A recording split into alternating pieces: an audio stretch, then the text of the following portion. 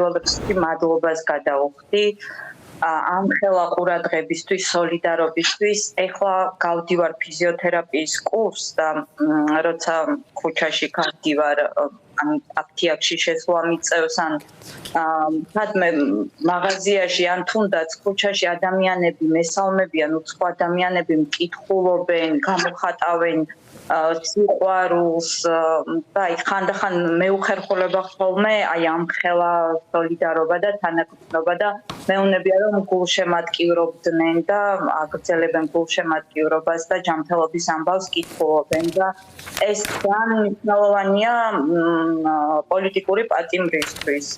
ანუ ესეც ჩემი საქმე წარმოებაშია არ დამთავრებულა არაფერი.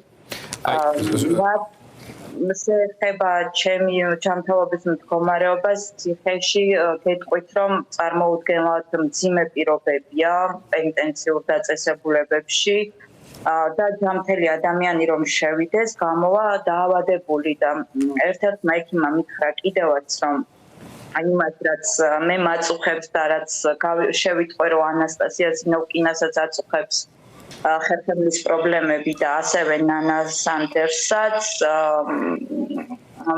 მედიკოსები იქ ამბობდნენ რომ ამას ეძახიან ციხის დაავადებას.